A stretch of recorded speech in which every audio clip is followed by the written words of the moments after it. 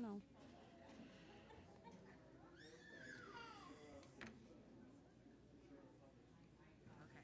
Okay, I'm going to call the meeting to order at 5:30. I need a motion to adopt the agenda. I move to adopt the meeting agenda as presented. I'll take a second. I second.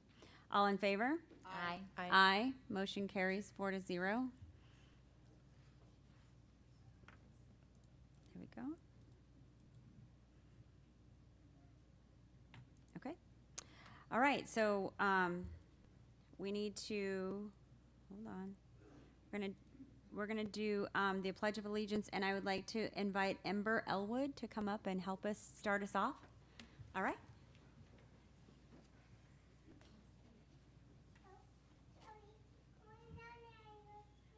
Please join me for the Pledge of Allegiance. Ready, begin. I pledge allegiance to the flag of the United States of America and to the republic for which it stands, one nation, under God, indivisible, with liberty and justice for all.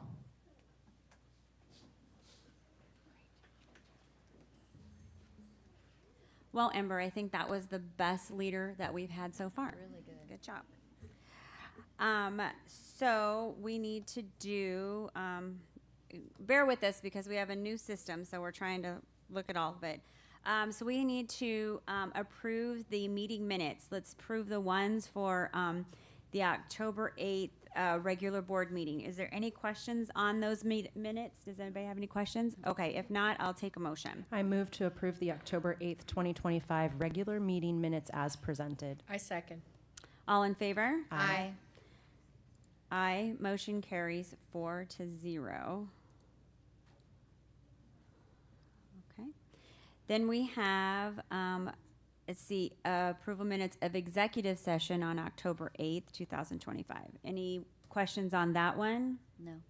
Okay. Take a motion. I move to approve the October 8th, 2025 executive session meeting minutes as presented. I second. Okay. All in favor? Aye.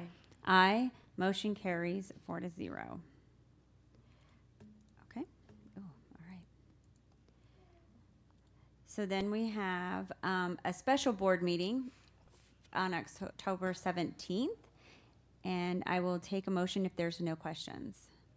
No questions. I'm motion to approve the October 17th, 2025 executive session and special meeting minutes as presented.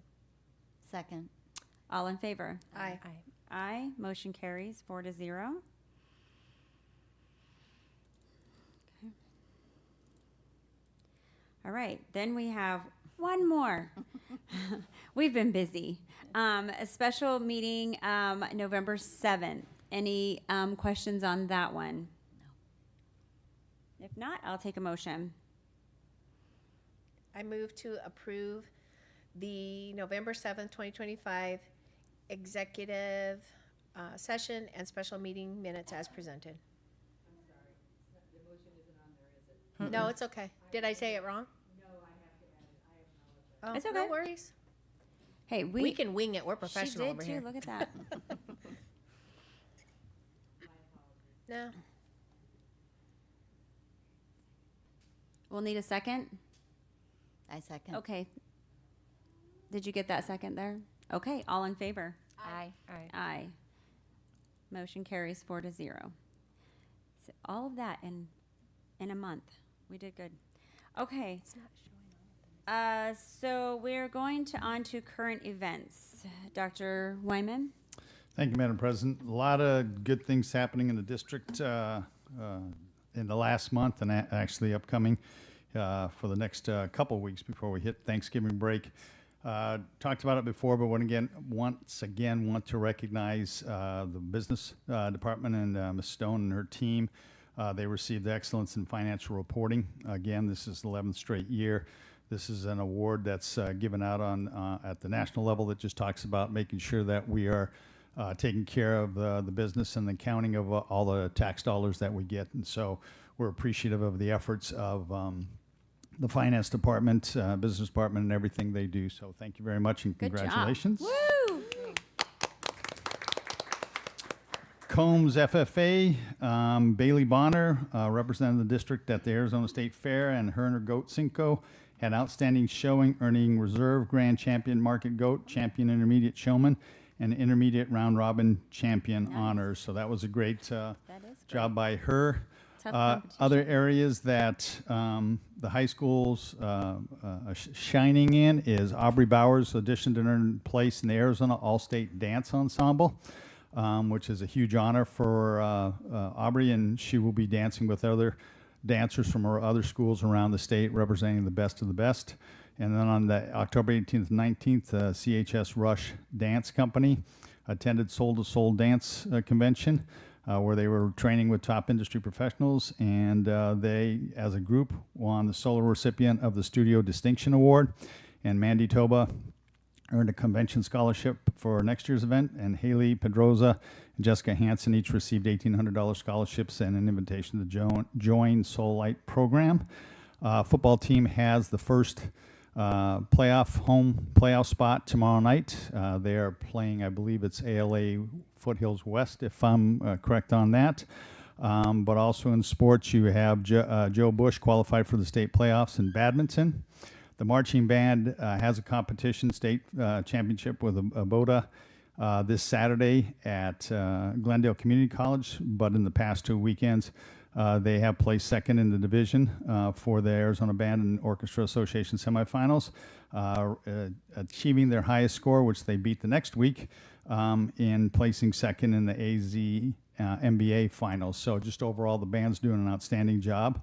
Trap and Skeet took the state championship, the 2025 fall state championship, and Logan Bradford earned high male shooter honors with an impressive 23.9 out of 25 average.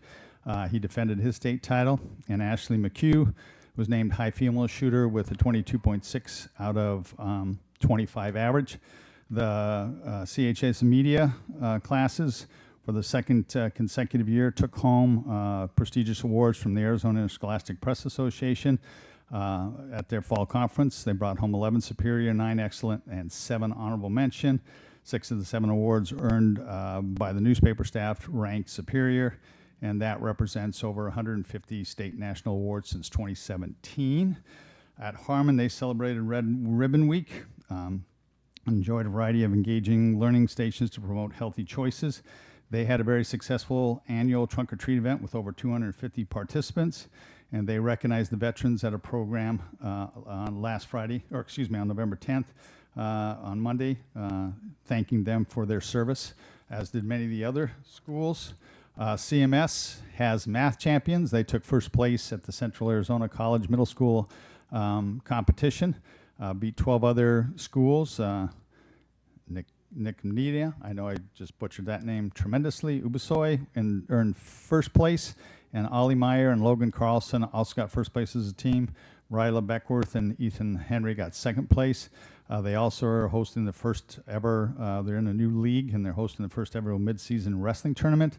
And the drama club at CMS is performing Beetlejuice at the Performing Arts play. Ranch has had a great group of student leadership showcasing talents across the grade levels. The 6th graders and the EYC students performed a respectful and heartfelt performance honoring nation's veterans and heroes. Student Council took the lead in organizing a highly successful Red Ribbon campaign, and they've been organizing and implementing daily activities for students to provide our students with not only talented but responsible, proactive leaders. CCS, now I know we're going to do a presentation tonight. CCS is celebrating their A letter grade, and before I forget, the high school is also an A, and you had B's at at Harmon, and a B at CTA, and a B at Ellsworth, a B at Ranch, C at CMS, and a B at Symington. Overall, our letter grades were 3.11, which is the highest we've ever been. I know Dr. Fountain's doing a presentation tonight, but I know you won't be here, more than likely those in the audience, when we get to that point. So we do want to celebrate the good things that are happening with the letter grades. But they also worked with CTA on their 5th annual Boo door decorating contest. And it's a great relationship where the CTA kids come over and grade or judge the doors for CCS, and the CCS kids judge the doors for the CTA kids. Then they topped it off with a morning flag ceremony where the CCS dancers and Mrs. Schaffner and Dr. Goolsby did a little dance performance to Men in Black. So that was a... Well, she skipped out. She was trying to hide. Symington had their annual chili cook-off on the 22nd. They also did a Red Ribbon Week and their first annual fall festival. Each grade level hosted fun booths, and our amazing PTO provided food and treats. They also did, with the 6th graders, egg drop challenge that the kids did a fantastic job with. And Student Council hosted 2 Halloween dances, one for the K through 2 students during the day, and then another one for the 3 through 6 students at night, followed by the annual holiday parade.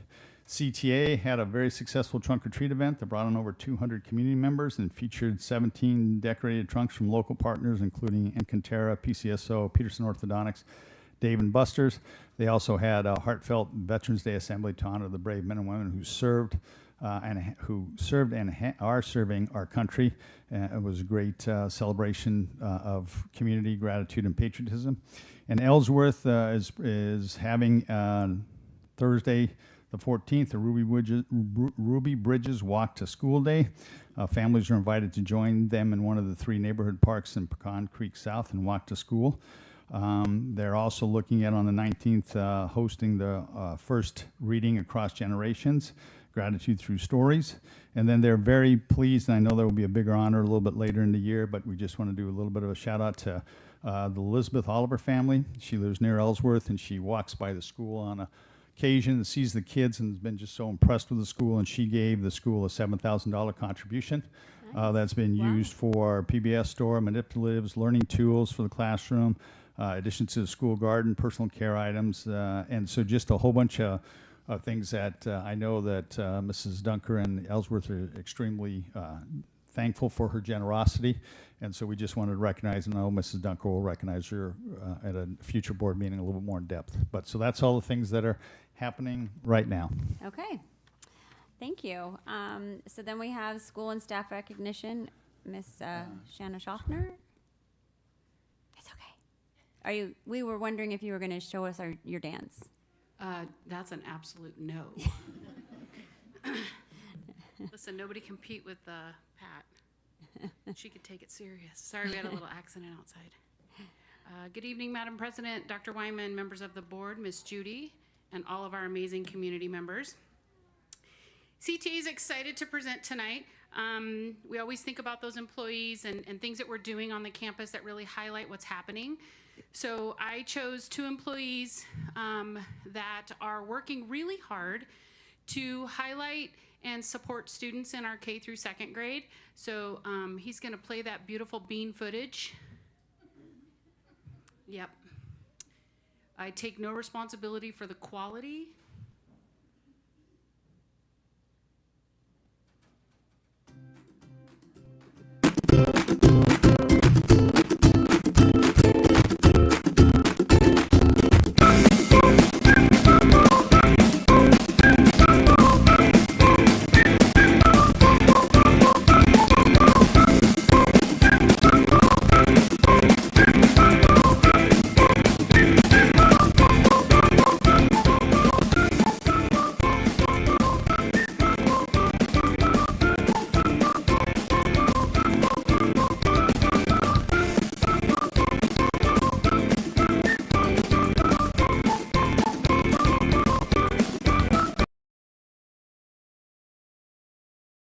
Just to highlight that a little bit, Mrs. Elwood, who is our tech teacher, she also partners at Symington, and Mrs. Gonzalez, who's our 1st grade teacher. Those were our lovely first graders.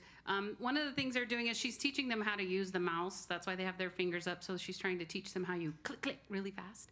So she runs through what she expects from them in that program first before they get to go to the computers. And then they get to use learning.com to work through areas to get better at their literacy skills, whether it's letter, sound recognition, reading, writing. So that's a great program that she does. And she took it upon herself to really identify that kinder through second grade really needed some help to support what's happening in those lower grades. And so she does a lot with learning.com to teach the kids. I love when you get to see little Miss Molly there typing with two hands, because that's one thing Mrs. Elwood's really trying to promote with them, is that it's not just finger pecking, it is two-hand typing. And so she really pushes them to do two-hand typing. And as you know, for the littles, it's really hard to get their fingers around that big old mouse. And we recognize that's old technology to us, well, to them. But for us, it's really important for those kids to be able to navigate that technology. And so Mrs. Elwood makes sure to do that. She also uses a program called Freckle, because she identified there were some other areas in literacy that our students could advance in order for them to move independently through a program. And so it's really helped promote that reading and that literacy, those early skills that kids need to cement before we move on. So that's something that she is working on. Yes, it's always trickery. I'm always surprised they believe us. Oh, I see your daggers, Mrs. Gonzalez. It's okay. So tonight, I would like to highlight those two. First up, I would like to highlight Mrs. Elwood. You can come on up, my friend.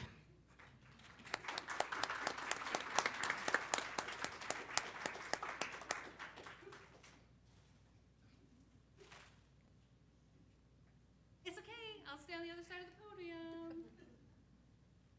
Look, you got all gussied up and everything. Here, you gotta hold that. Well, I thought I was gonna. I did not eat your crumble cookies. And then you get those. And then some more candy. Oh my gosh, I know. thank You get to stay right there. Oh, you want to take a photo now? Okay. Smile. Don't be angry. Come on up. Yes. I know, I had to trick her husband to get here and the kids, and how are we going to pull that off? So one of the things that, Perla was one of our parents, and it took me a while to convince her. I'd see her in Driveline, and I'd be like, hey, you want to come back to teaching? No.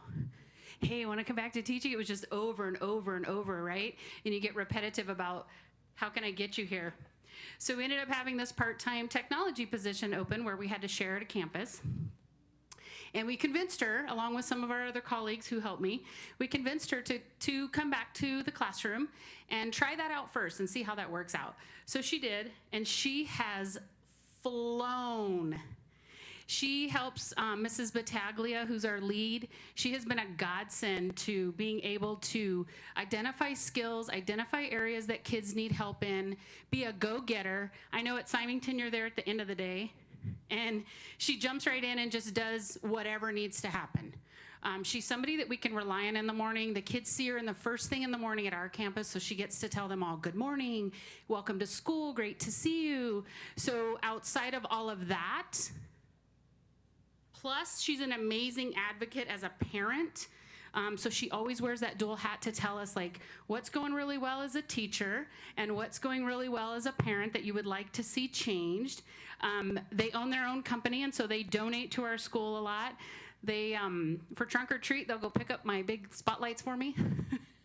Yeah, Lad has to help me do that. So it's just been amazing to have her on the campus and make her, she jumped into the classroom so easily, and she just ran with it. And the kids respect her. She has great control over the classroom, but she makes it fun, and the kids get involved. And so I really just appreciate all of the things that you've done to support our classrooms. And you hold high standards for our kids, and I always appreciate that. Yes, I do appreciate the collaboration that you do with our younger grades. That is important to me. But I really do appreciate you coming back to teaching. Thank you.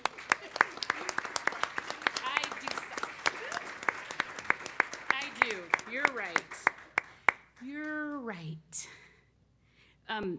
Miss Gonzalez, she is my first grade teacher. She taught kindergarten for us for years, and then when we reduced in numbers, she agreed to go to first grade.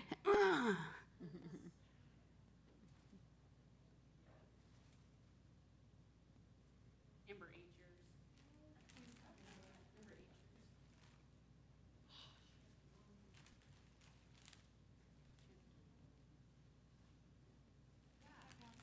Yeah, you do. You teach first graders all day. You have big enough hands. Come on up, my friend. So that was a big jump because, not because she couldn't do it, but her preference is kindergarten. And so she really loves it. However, she knew what skills needed to come into first grade. And so she knew what those first graders were doing, or those kindergartners were doing, so that she knew how to just run with those first graders. So she too holds very high expectations. She is not what you would expect as a typical kinder where they talk in, you know, that cutesy little voice. That's her partner. She is very high expectations, and she talks to them like they're little adults. And it's amazing because the kids respond. They respect what's expected in the classroom. She is part of our leadership team. She is honest to an amazing fault, blunt, forward. If I need an answer and I go, hey, Erica, what do you think? Nope, don't do that. No, don't lower your standards. No, expect high things. So she is just somebody that I can bounce ideas off and really get that support of what it's like. When she does 15-day challenge, her team takes it serious. When they do PLC, they take their notes on our PLC form and they make it serious about what's the data, what's happening, what do our kids need. Even though she doesn't have a partner in first grade and kinder doesn't have a partner because we have one in each grade, they work together to really identify what is it that our kids need, even though we're not in the same grade level, and what can I do to modify that to make these kids successful. She is a reflective teacher. You know, we take things serious, and when we've done something to offend somebody or hurt somebody's feelings or gave the wrong impression, she is not afraid to have that difficult conversation with a parent or anybody else. And so she's always super open about how can I get better, even as a veteran teacher. So that's why I wanted to highlight you as one of our employees of the month. Nice.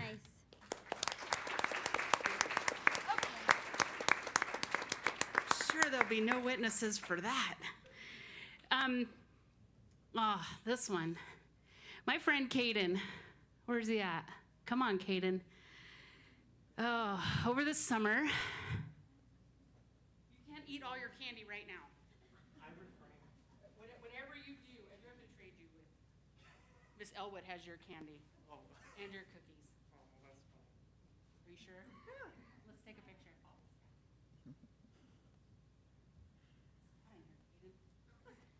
Okay, so over the summer, Sean and I were doing hiring, and we needed a new name. Caden's name had popped up a couple of times, and we as principals talk all the time about who we see in the queue, and, hey, have you interviewed that person? Hey, have you interviewed that person? And I told Sean, I said, you know, sometimes people with no experience, you want to give them a chance, right? We were all that person. Caden came in just like that. Happy, excited. We sat down and we talked. This was Caden's first interview. It was his first job. Nice. And I remember when he left, Shauna was crying, and I was like, what's the matter? She was like, I don't even know how to sum that up. Like, he is the most honest and open and just blunt about what he thinks is going good and what he thinks he could get better at. And he doesn't even have any experience, so how does he know what he needs to get better at? I said, you're right. We're going to move forward. So we called Caden, and she goes, put it on speaker. And I said, hey, Caden, talked to him a little bit about the interview, and I told him I wanted to hire him, and he said, wait, you're offering me the job? And I was like, absolutely. You remember that? I remember. Yeah. And I was so I knew right then and there that this was the right decision. Caden is, even though it's his first job, Caden knows how to take responsibility. He sees a problem out on the playground. He will try to solve it himself. He will come up and ask us, hey, here's what I did. I think I need some help with this grade. Nope, I think I got it. I'm gonna do this grade. I said, okay. He quickly sees things and how they operate, and he just jumps right in. He loves to work, but he's also very honest. Don't leave the donuts out, because Caden will take them all. He loves sugar. And so He does. I have to embarrass him. But I can't say enough what it's like when you see that employee that has no experience and you think, gosh, what do I do? I'm going to give him a chance. And Caden was one of our top picks without experience, and I trust him 1,000% out there with the kids. So that's why we are honoring Caden as one of our employees this month. Nice.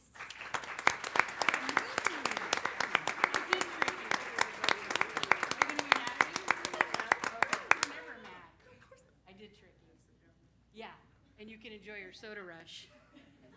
More sugar. And lastly, our volunteers for the month. If I could have Andrew Collins and Summer Zillis come on up. They are from Costco.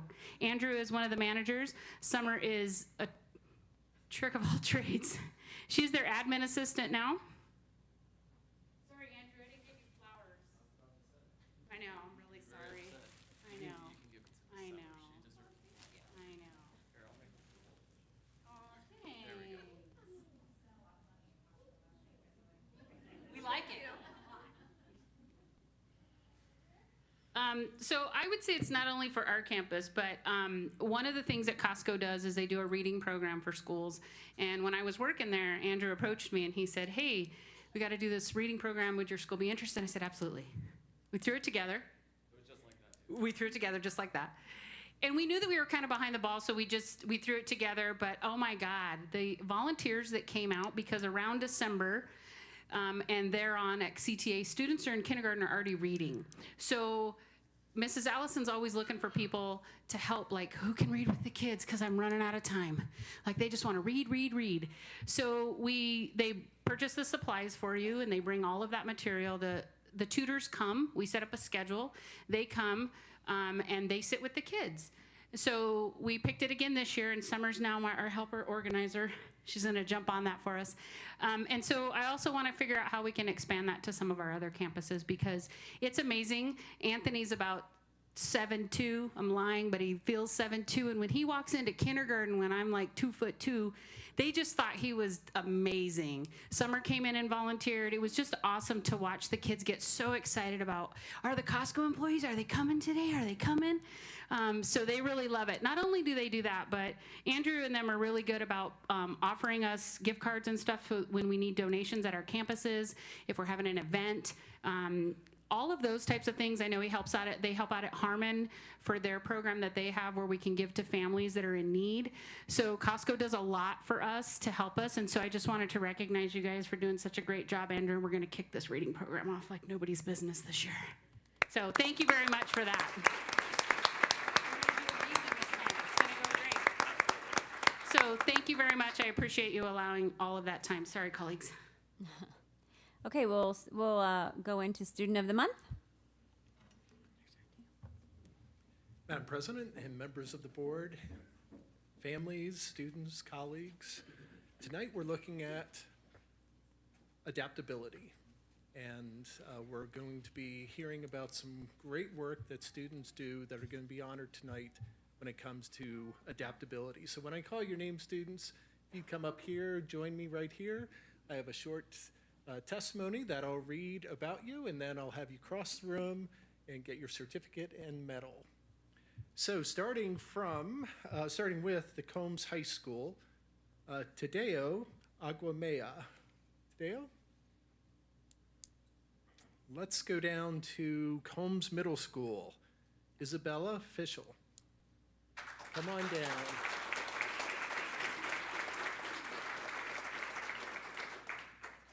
So let me tell you a little bit about Isabella first. Goes by Izzy, great student. She is always working hard, and sudden changes never affect her.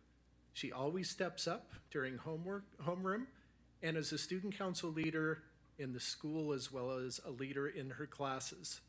She is more than willing to step up and to help students with work without even being asked. Izzy is a model student who easily adapts to any task given her. Congratulations.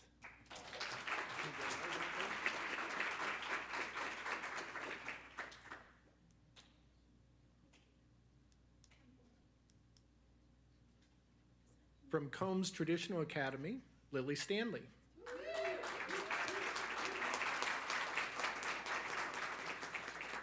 come on up, Lily. Lily is being nominated for her adaptability in school.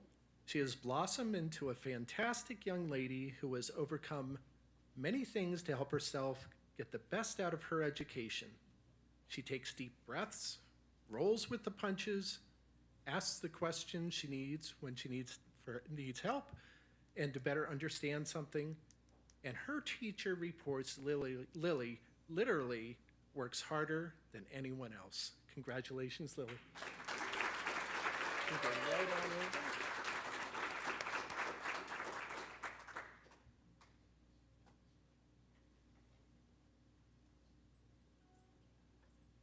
From Ellsworth Elementary, Valerie Crockett.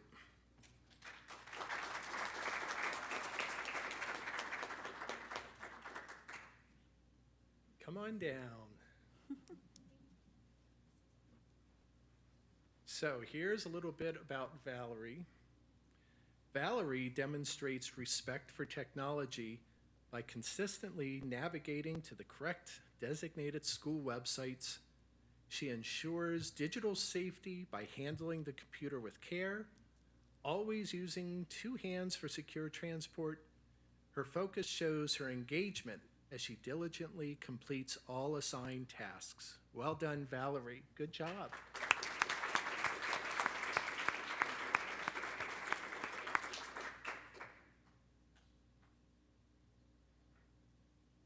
From Harmon Elementary, Maddox Bell.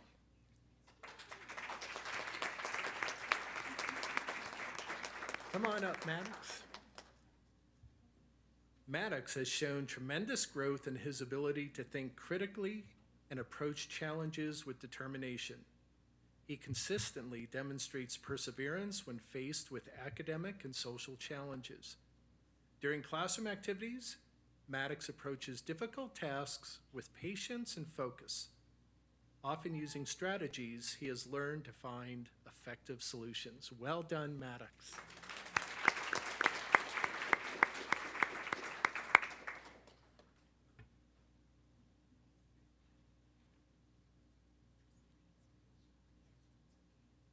From Ranch Elementary, Isabella Caperon.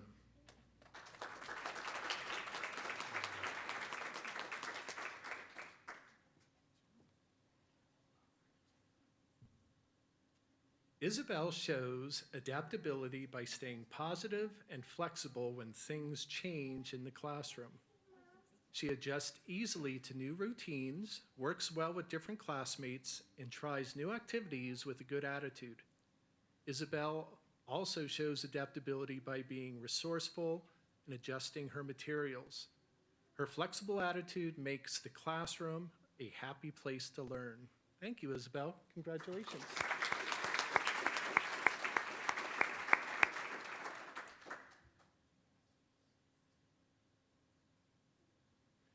And finally, from Simonton Elementary, Violet Cotton.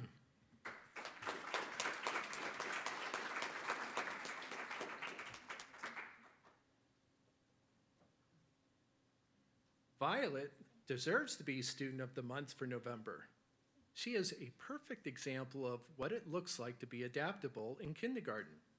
She adjusts to new routines and procedures in the classroom and is flexible when things might not go according to plan or how they typically may be. She has a calm demeanor and brings a breath of fresh air in the busyness of a kindergarten class. Violet, congratulations.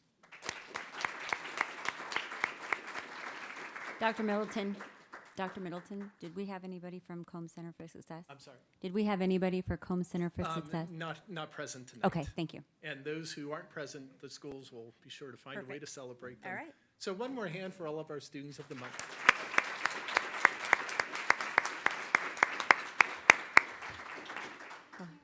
We'll go ahead and take a few-minute break before the meeting continues. You can take pictures, and you're more than welcome to stay or leave. After the break, we'll come back in about 3 to 5 minutes.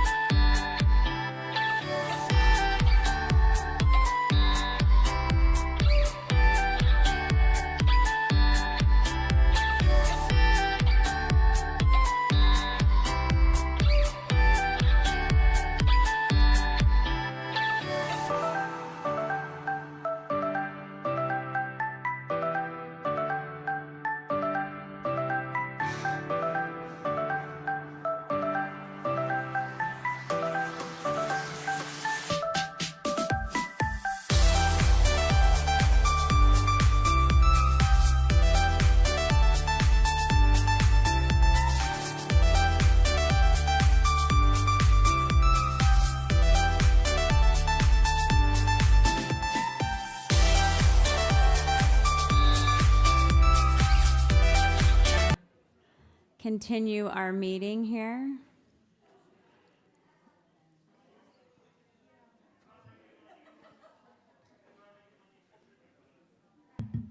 So we're at 5.5, so we have governing board member reports. So do you have, we'll start down at the end. Do you have anything? No? Melissa? No. Okay. I have one, I think that I know that the FFA kids got their pigs. So they're at the land lab right now. That's kind of cool that we have that land lab that they can do. We are in the process of the superintendent search, so that has been interesting and going smoothly, I think. So I'm pretty pleased. So, you got anything? Combs High School had their second annual trunk or treat, very successful event. Afterwards, it was estimated, there was a survey that went out to participants. Between 55 to 60 trunks were there. Close to 60 vendors on the football field for a farmer's market, and feedback that we were getting is that there was between 4,000 to 5,000 people that attended the event. So it's a huge event. Anybody that went, thank you so much. It's a great community event for the school, and then it's just great for the boosters and others. So that was a hit. And then football, as Superintendent Wyman had mentioned, headed to the playoffs starting tomorrow at home. And then we also have 2 new coaches that joined the CHS cheer team, and they are headed to regionals and state in the next couple weeks. So that's pretty exciting that they were able to kind of not skip much of a beat and then just keep going because it's all about the kids and the students. So that's exciting. I want to say one thing I forgot to say. Well, I have been walking almost every night, and the band is out there practicing their little booties off. They're doing such a great job, and the football player. So it was neat to walk around the track, but be able to hear the band like we Isn't were it dancing fun? to the Oh, band yeah. while we were walking and see the football players. It's just awesome. Nice. I like that. Okay, so we'll move on. Public comments. Any public comments? Okay. Then we will go on to our consent agenda. I've had time to look over our consent agenda. Does anybody have any questions on that? No? I don't Do- have any questions, but more of just out of transparency and disclosure. I did ask several questions regarding some of the expenses, and the answers that I got back were great. A lot of things are being paid for through boosters or student club funds, but I just think it's good for us to ask the questions and make sure that things are good as we move forward, seeing as how the bond didn't pass. Okay. All right, then if there's nothing else, I'll take a motion. This will be weird. Okay. So I move to approve the consent agenda as presented. There you go. Okay. Second. Second. All right. All in favor? Aye. Aye. Aye. Motion carries 4-0. Did we have a motion in there? Yeah, it's right here. 7-1. Okay, I see. All right. I was all the way down at 7-3. Okay, here we go to 8.1, discussion and consideration of approval of changes to the policies as recommended by the ASBA. Yeah, these changes are to section E and F, primarily E actually, of the policy manual. It's just part of ASBA's consolidation and movement of movement of different portions from one policy to the other so that they can streamline it a little bit. There is nothing naturally that's brand new. It's really just placing different policies or parts of policies or regulations in better locations. So unless there's specific questions, I would recommend approval as presented. Any questions? All right, I'll take a motion. I move to approve changes to district policy as recommended in ASBA Policy Advisory 917 through 958 as presented. I second. All in favor? Aye. Aye, motion carries 4-0.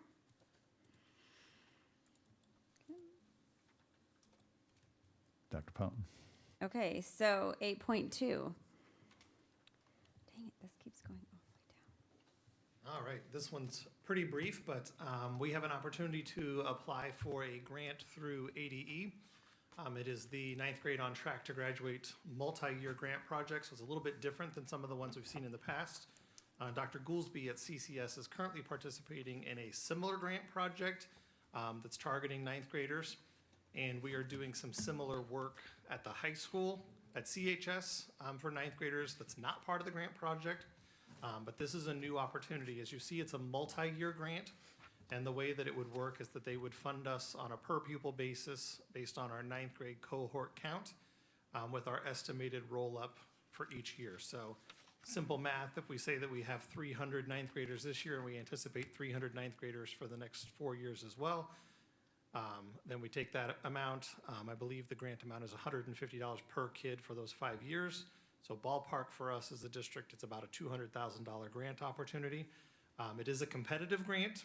And one of the stipulations is that the board needs to sign off on the intent to apply. So we're bringing it to you tonight to share that information with you. And then it is kind of in part on a first come, first served basis. So we're trying to get it in quickly. So we've kind of got the grant written, but we're bringing it to you tonight. Basically, those funds would support a variety of programs, some of that being outside of school work, PLC work. It allows us to fund teachers to work on planning or prep time, to do additional work, diving into stuff over the summer, things like Links Crew that really promote our ninth graders. The whole purpose and goal is to ensure that students who come out of ninth grade are doing so with the full number of credits available to them. That's something we've struggled with a little bit in the past. So it's really a great partnership between CCS and CHS. I think of it in Education Ease as kind of tier 1, tier 2. Dr. Goolsby does an amazing job with those tier 2 students that aren't successful at the high school. But we also want to make sure that we're tempering that pipeline down and giving those kids the best support at CHS so that it's fewer kids that are needing, that more intensive support. So really supports both of those programs to make sure that our ninth graders are off to a good start so that they graduate on time. Any questions? No? No? If Awesome, there's thank no you. questions, I'll take a motion. I move to approve the intent to apply for the ninth grade on track to graduate grant program. I second. All in favor? Aye. Aye. Motion carries 4-0. Okay. 8.3, discussion and consideration of approval of ASBA bylaw recommendations. Again, this is just changes to ASBA's bylaws. They're being brought forward based on input from school districts across the state. It really has to do, just like we operate as a board up here and you guys make decisions, this is just really dealing with ASBA's board. So they have a board that's representative of school districts across the state. And so they're just talking about things like who's eligible for office, what are some of the meeting protocols, what's some of the representation, what's the executive of the organization's oversight, what about committees and leadership. So it's really just perfunctory things for how they operate, minor changes to what they're already doing, and again, based on recommendations from school districts to the executive board for these changes. So I'll leave it up to you relative to whether you want to approve or not approve, but just my review of it, it's nothing major. It's just minor changes to the organization and how they run their meetings and who gets to talk and those kind of things. Okay. Any questions? All right. If no questions, I'll take a motion. I move to submit our approval of the Arizona School Boards Association proposed bylaw changes as presented. I second. All in favor? Aye. Aye. Motion carries 4-0.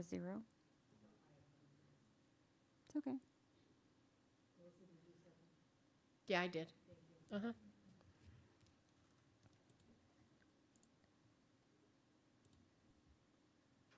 Okay.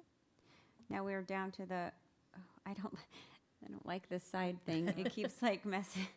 We're getting used to this, and I'm not particularly fond of the change. Okay, here we go. Information discussion items. 9.1, information discussion of K-5 English language, ELA, adoption rubric.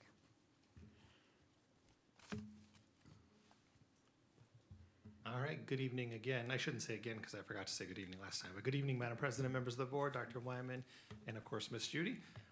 This is the update as promised for the K-5 ELA and world language adoption requests. This is part of our curriculum and instruction plan and our overall adoption schedule. Just as a reminder, we are on that phase of the process where we have submitted, where the RFP has gone out. We are currently receiving materials. Those are slated to begin being publicly displayed on Monday of next week, which is perfect given that there's a superintendent search, and hopefully we'll have lots of people here who get to start seeing them. We just have to figure out where we're going to put them with all those people, but we'll figure it out. So we have those materials coming in, and the purpose tonight is just to share with you all. It's not very conducive to slides. I apologize, but you have the full rubric in your documents as well. But basically, the committee got together. We had some folks from the community, some administrators, coaches, and educators who got together and talked about what were the most important things to them when looking at a K-5 ELA adoption. So those that you see on the screen right now were their tier 1, their must-have core adoption elements. This next set looks at the must-have for the core adoption or a standalone supplemental. So in the ideal scenario, we would have a singular adoption that would meet the early literacy components, some of those science of reading pieces. We know that sometimes those core adoptions don't have all of those components, so we've kind of set it up where we can go either way. If we find a core adoption that has all of those elements, we would do so under one umbrella. If not, we would score them separately and look at bringing to you a core and a supplemental adoption proposal. So that's why it looks a little bit different for the ELA piece. And then we have our nice to haves and our bonus to haves. So you can see some of those pieces, kind of dive into things like student consumables being that's really nice if we have that, but it's not a deal breaker. Wanting to make sure that maybe it's cross-curricular or it has some small group stuff built in. Really nice to have those things, but if they don't, it's not going to be a deal breaker for the ELA adoption. Did a similar approach with our world languages. One of those top pieces, of course, is always alignment to standards. You can see these are some of their must-haves. Things like some of those cultural pieces that come with world languages, wanting to understand the culture of the language or the countries that represent that, thematic vocabulary, some things like that. And they're nice to haves, some simple things like skits or role-playing, some digital gaming activities. Those are kind of some nice pieces to have. And then they're bonus to have, things like music that really kind of enhance the overall experience. But if it's not part of it, they know they can supplement that with other resources. So it's really a great process. I'm proud of the work that the committee did. I know board member Horn got to kind of observe during that time period. It's really interesting to hear what folks have to say. And I was really proud, and I want to emphasize that it was really wonderful to get some community members out. That's not often the case. It's often hard to get that. I'm going to knock on wood and hope they stick with us through the process because it's valuable input. And I think it's just a really great chance, too, to open our doors a little bit to the community to understand that we take the integrity of our processes very seriously, that we really want to have something that's very transparent. And so folks know the process we go through to make sure we select something that's really best for kids. So it was great to have them there, and I think we got some good information out of it. So the next meeting, or the next report would be December 10th. We'll share with you the selected vendors for review. So we'll bring all of those vendors in. We go through the first scoring process. We look at who do we want to know more from? Who do we want to hear present? As I've probably shared before, we do it intentionally that way because, let's be honest, at the end of the day, these folks are salespeople. They're good at it. So we review the materials independently first to make sure that the quality is there. And then we let them come in and share with us all of the cool aspects. Sometimes that's some of those upgrades and whatnot that may or may not be affordable in the process, but it's an interesting part. So we'll share with you on December 10th which vendors we're going to bring in for the review.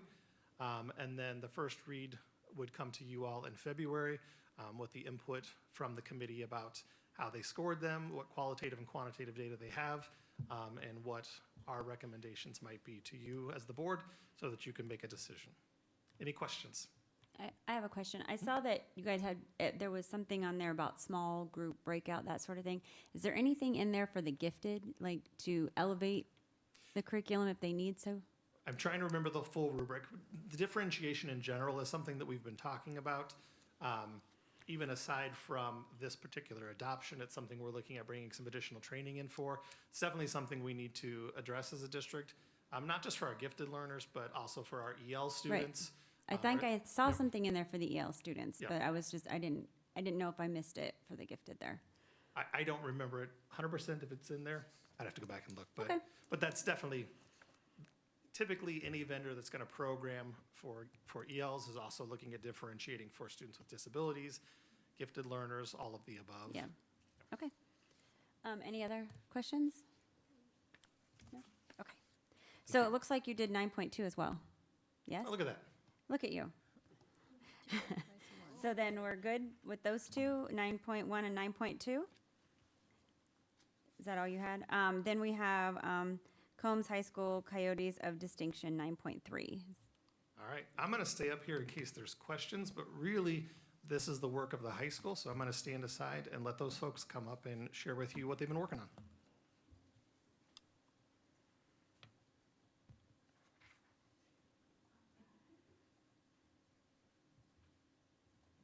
Good evening, Madam President, members of the board, Dr. Wyman, and most importantly, Miss Judy, who keeps us all in line.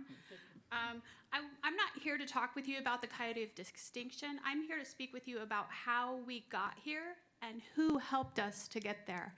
The Coyote of Distinction was born out of a conversation that included myself, Dr. Fountain, Mr. Scroggum, as well as the counseling team.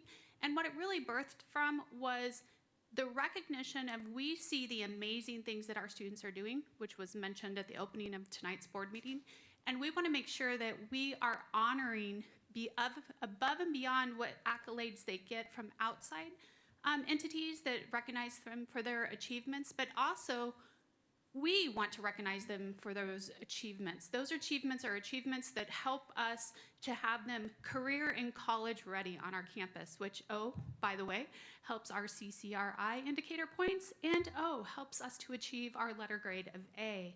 So we want to recognize them for those achievements, and Ms. Peterson has led the way through these discussions and the many, many drafts of the Coyote of Distinction. I mean, imagine listening to me, John Scroggum, and Dr. Fountain in regards to, let's tweak this, let's tweak that, let's adjust that, we need to remember this. So she has led the way in all of those things, and I wanted to publicly thank her for all of that hard work and dedication as we honor our students at Combs High School.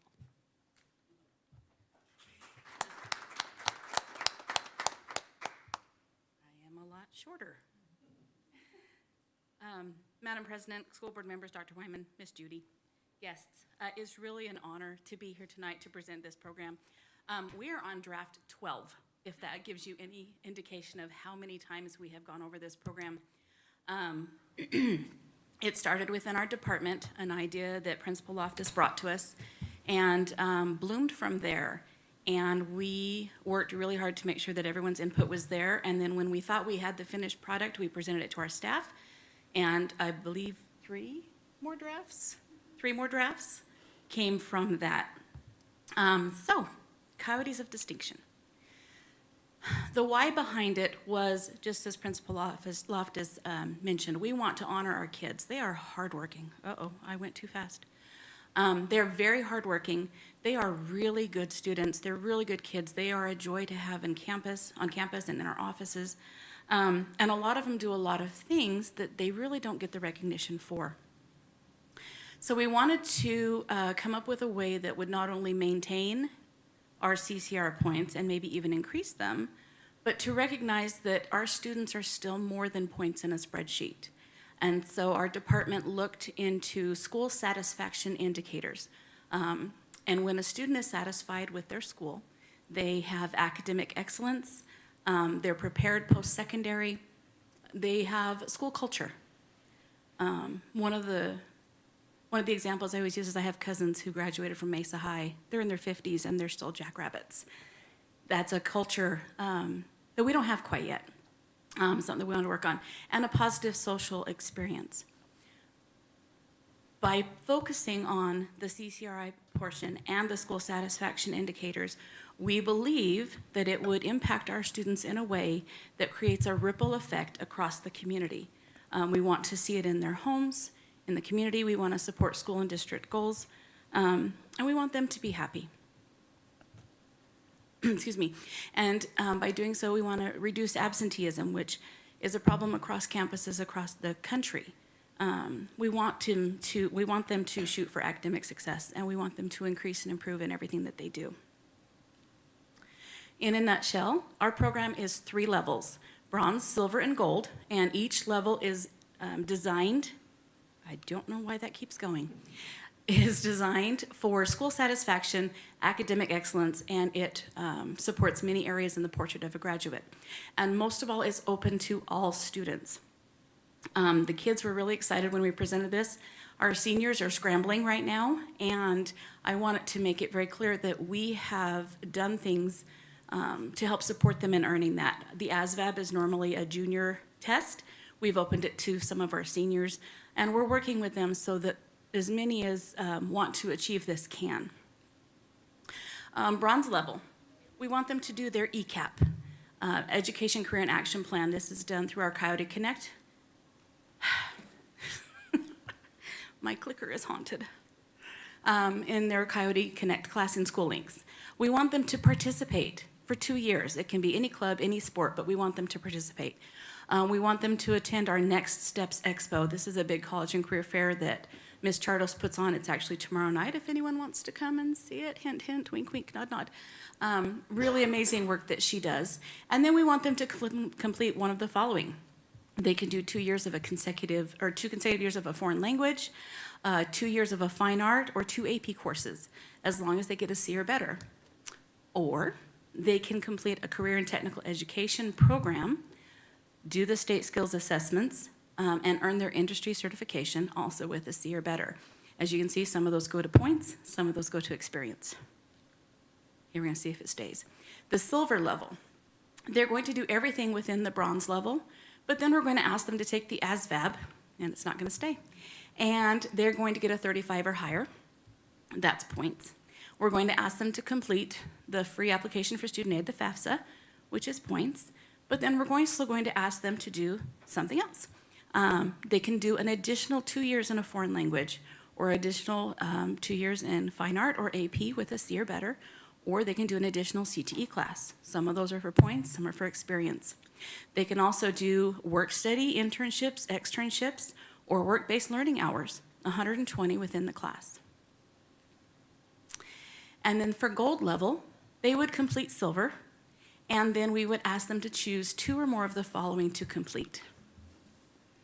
Advanced placement scores are 3 or better. ACT scores, I'm not going to read those off. SAT scores, those have specific numbers. Those numbers come directly from the CCRI form. We want them to look into maybe earning a diploma skill. Right now, we have biliteracy and fine arts possible for our students. Ms. Kaczynski is working on bringing personal finance and civics literacy. We want them to try and complete 6 college credits in a dual or concurrent enrollment class.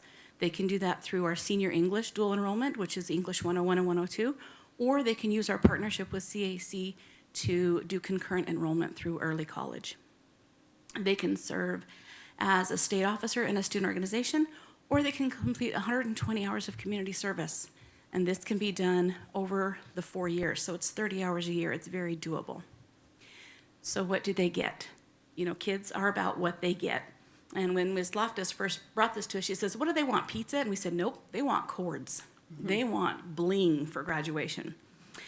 So if they get the bronze level, this is just an example, a pin to wear on their gown, and then they would be given a designation next to their name in the program.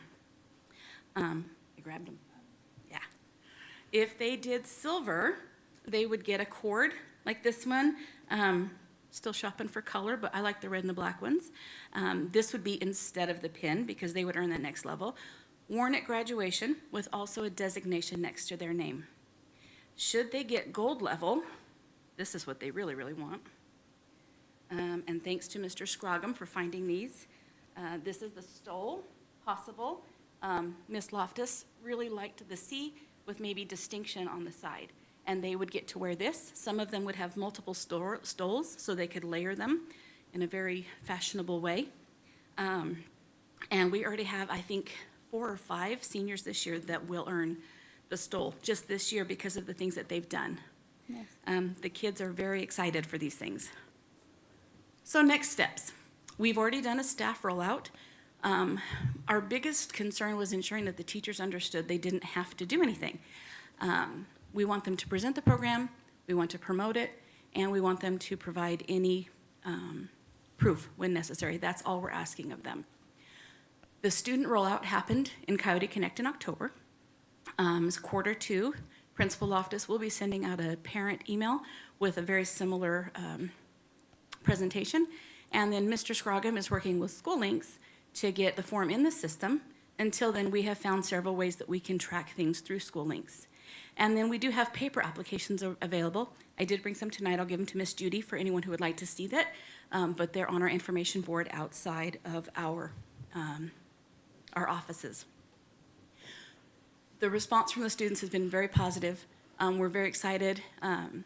Can't wait to see as this program grows and expands to even more students.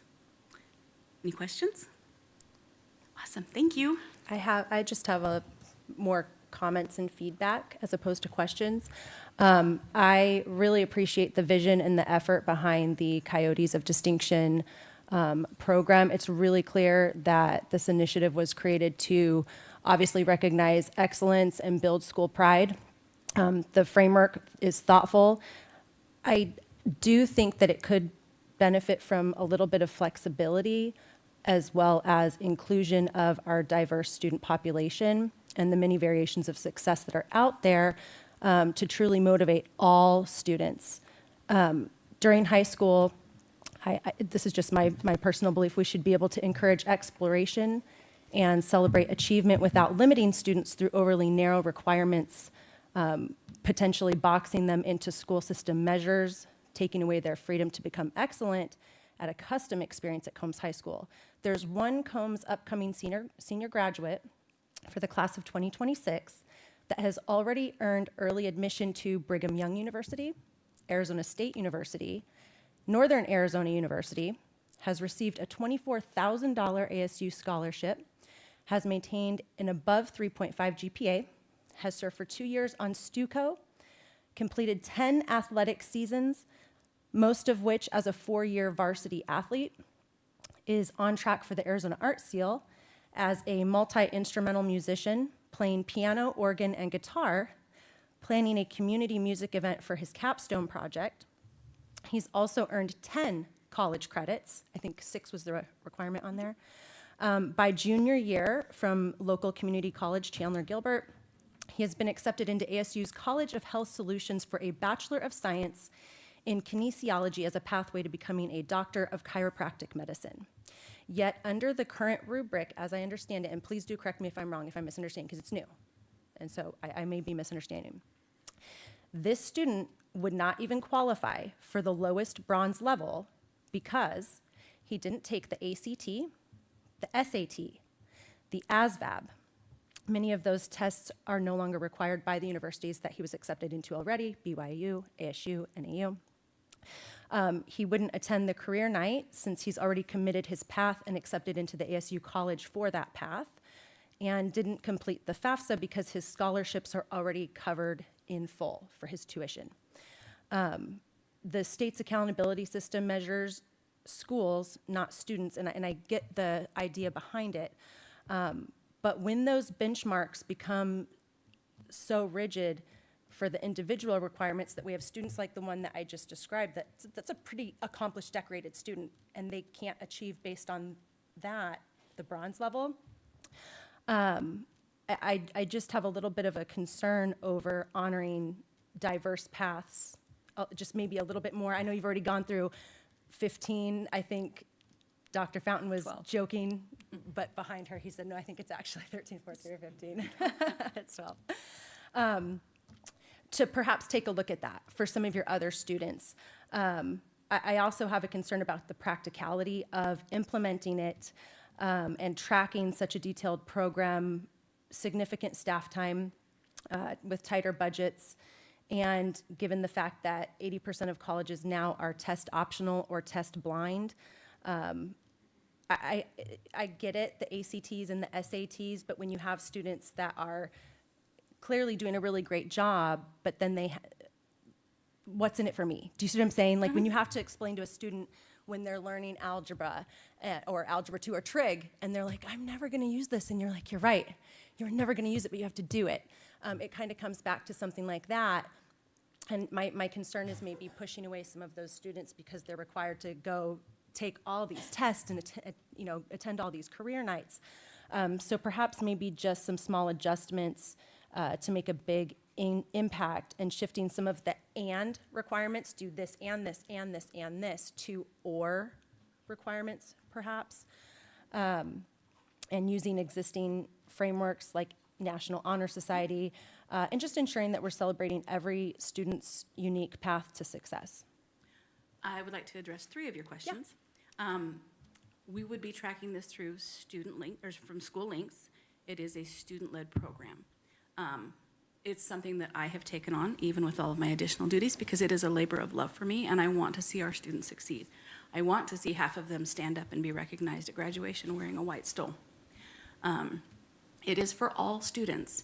If a student has a question about if something can count, he can always come talk to me, because the counselors have been given leeway over this program, and if we can find something that's comparable, I have no problem signing off on that.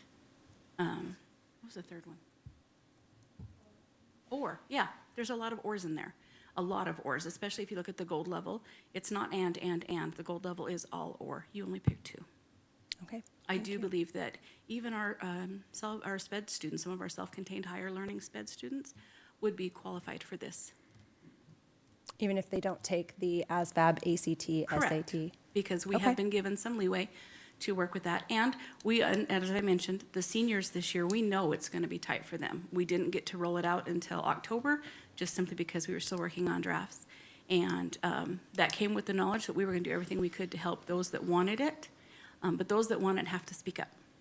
I think that's fantastic. I would just encourage sending that messaging out and making sure that the students understand that, and that the parents understand that. That there's options, just come talk to us, so that they don't just give up. Need that? Thank you.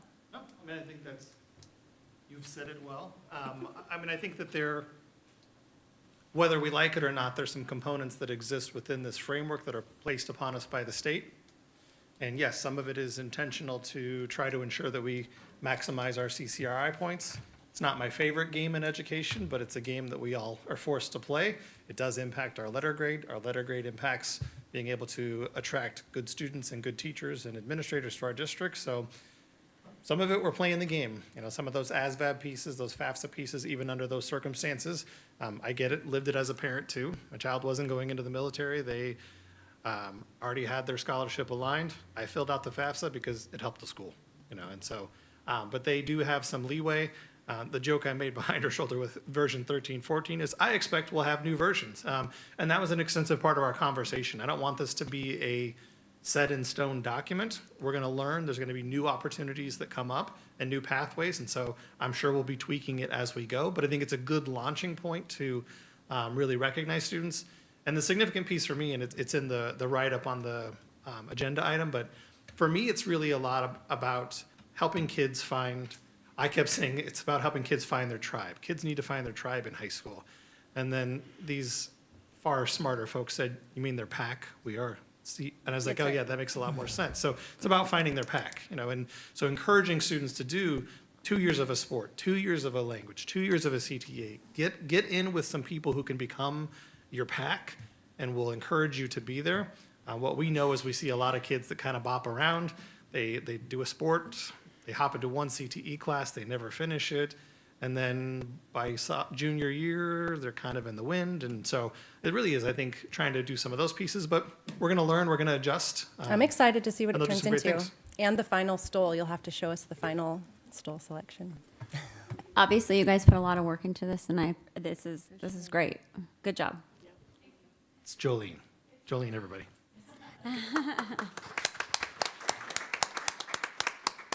Okay, 9.4, your CIA monthly update. Are you tired of me yet? Sorry. Christine Murphy gets to do professional learning first.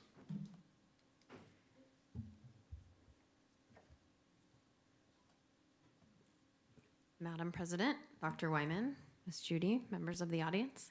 I'm here to share the professional learning. I was going to share something else, but to your point, Madam President, in the ELA rubric, I did look because I was like, if we forgot something, that's not okay. But in the part where it talked about differentiation, we did put EL and gifted learners. All right. Just to clarify that point. All right, thank you. Yeah, I was like, I need to double check that. So I wanted to make sure. So professional learning wanted to report on the October 6th professional learning day that we had at the high school. This first piece is related to the K-12 group. Our focus in this group was the 15-day challenge that you've heard about here and there tonight and in the past. So based on that, the resources that we gave them to support them, this was out of a 4. Their rating of the resources, the session modeling instructional delivery methods, because we're always trying to model what we would hope they would translate into their classroom, and then their comfort in implementing into their learning environment. And these are a little bit lower. We've been above the 3.5 normally, and we know that this is still new learning for them, so we weren't surprised by this. But what we were excited about was the qualitative feedback. So we gave them a checklist. It was a laminated checklist, and they were very much appreciative of that because it sort of summarized the steps. We have a book that we're using as our resource, but this was a double-sided laminated piece, and they really appreciated that. Lots of great discussion around DOK and the level of the standard. They gain more clarity on the 15-day challenge steps. And one of my favorite pieces of that third bullet is interpreting the standard. They don't always interpret it in the same way, so having those discussions and really coming to consensus on what that standard means was really important for our teachers. And they felt like it was very helpful to work with other campuses, especially that elementary level where they don't always get to collaborate. Then our student services, they had different groups. We had Goalbook running for our special education resource and self-contained teachers. We had FBA and BIP, which was related to behavior programs for our counselor social workers. And then our psychologists and SLP teachers worked on some different things. So their sessions, their feedback for the same topics was a much higher rating. They were more intentionally focused on their groups, which they've been asking for many years. So we're glad to see that that's been beneficial for them. And then this is their qualitative feedback. The first one was our speech and language professionals were able to use a new resource, Canva, to make some materials for their students. And then that FBA BIP process that our counselor social workers went through. And then the goal book. And then the bottom piece was our psychologist implementing what they learned in that FBA session. So overall, we felt like it was a successful day and had some positive feedback. And we're taking that into our next steps. So this was October and November to speak to that idea of differentiation. We're focusing on supporting all learners and looking at our subgroup data. So we're focusing on language-specific ways to help our teachers give all students entry points into content. That's our focus next Wednesday. And then in January, we're going to continue that 15-day challenge. In October, we really focused on standards and understanding the standards. And in January, we're moving into the second half of that challenge, which is assessments, planning for instruction, and planning for intervention. But the big focus is on that Tier 1 instruction in the classroom. So what questions might you have related to professional learning? I don't have any. That's Okay, good. thank you. Okay, good job.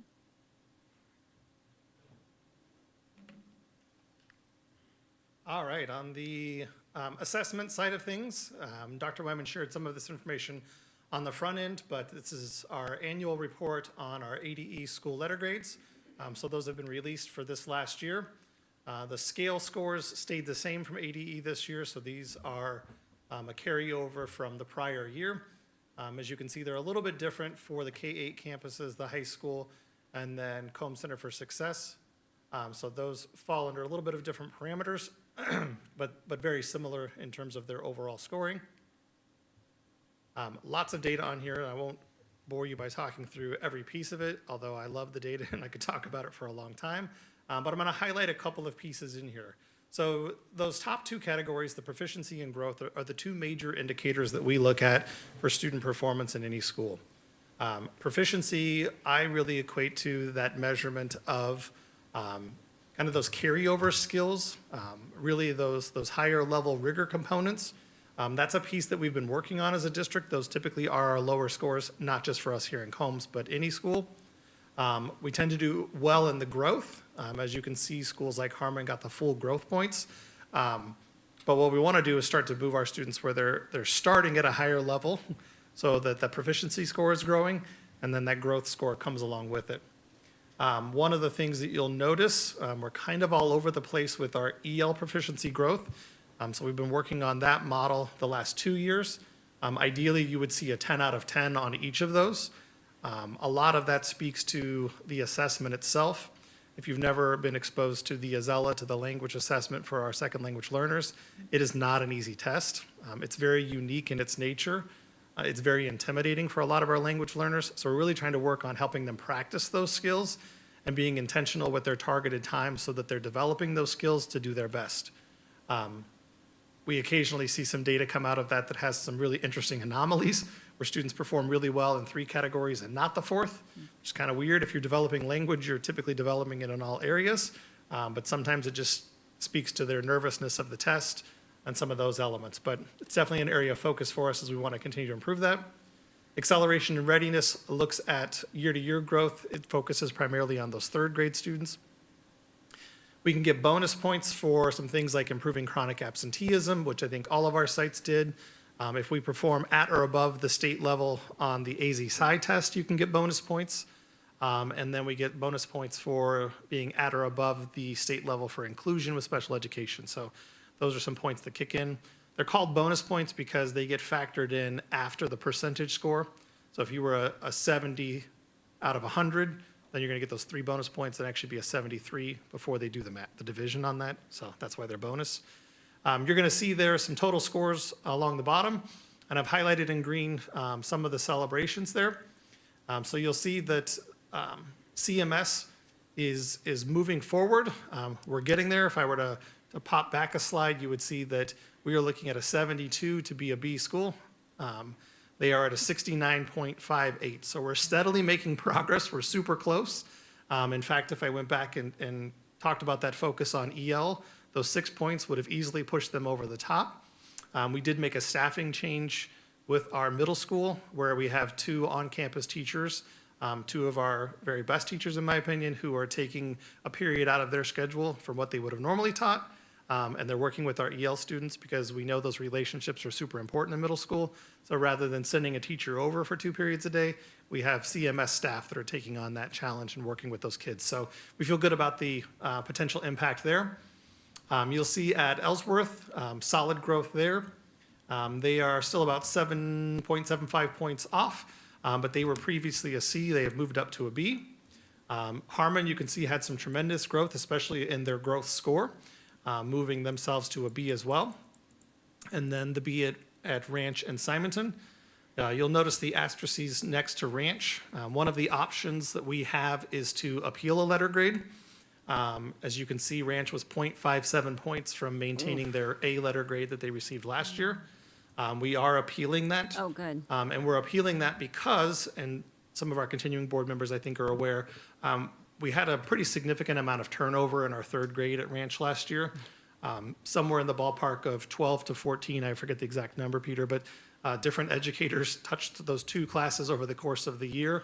We had a teacher resign, we had a long-term sub come in, that didn't work out. There was a lot of issues going on in that grade level that really impacted the students' ability to learn. If I were to break down their data, which I'm happy to do for you in another time, but you would see that the performance in grades 4, 5, and 6 looks significantly different from 3rd. So that's the rationale for the appeal to say, if we look at the school collectively and we take that anomaly out of the equation, they would have the scores to continue to be an A school. They may or may not grant that appeal, but we have filed an appeal and asked them to look at that sub-data. You can see that we have many schools doing some solid things with growth. Those are your overall grades. So Combs High School, Combs Center for Success are both A schools, and both A schools for the first time. So we should give them definitely a round of applause. So Combs Traditional Academy, Ellsworth, Harmon, Ranch, and Simonton are all at a B. We'll give them a round of applause too, because they're doing amazing work. And CMS is getting there. We're almost there.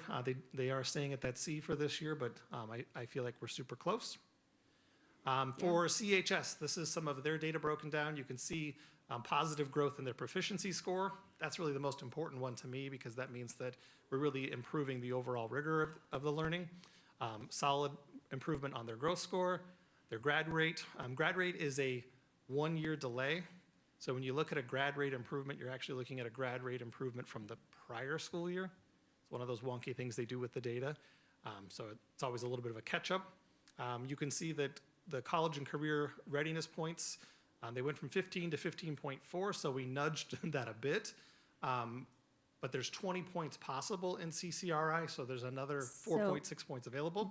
So tell me where where the ASVAB and the FAFSA fall into which of these That's part of the scores? CCRI.